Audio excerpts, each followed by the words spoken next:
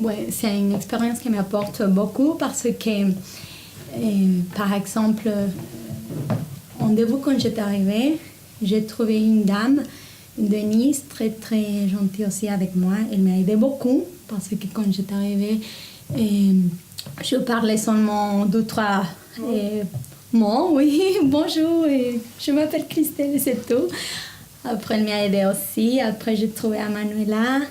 Elle aussi, toujours, elle a la disposition de m'aider, de dire, mais si tu ne comprends pas quelque chose, mais tu me dis. Je pense que c'est un risque qu'il faut prendre. Et c'est ça le truc, je trouve que en tout cas, notre société, on est beaucoup frileux de s'ouvrir aux autres, en fait. Alors que tu prends un risque, si ça ne fonctionne pas, tu peux dire, bah voilà, écoute, ça ne fonctionne pas et on passe à autre chose. Mais moi, ce que ça m'a apporté, c'est vraiment ça, c'est de me dire, moi j'étais un peu désespérée de me dire, en fait, il y a plein de choses, tout ce que je vois dans la rue, des fois je suis...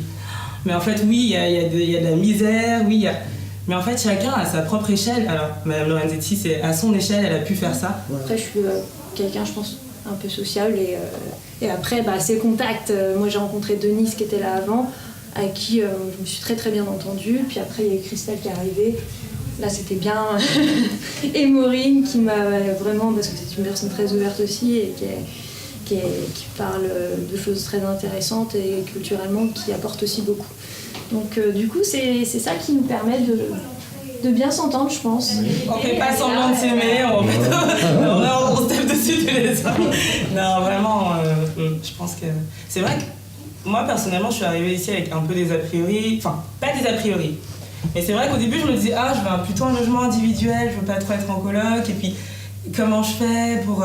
Et si j'ai mon moment où ça va pas, est-ce que les autres vont bien le prendre pas? Et après, en fait, c'est vraiment juste une histoire de communication. On est tous très différents. Et à partir du moment où on s'accepte et qu'il y a de la bienveillance aussi, ça roule, quoi.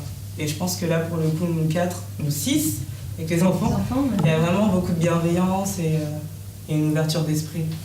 Ça représente l'espérance, ça représente aussi savoir que l'amour existe.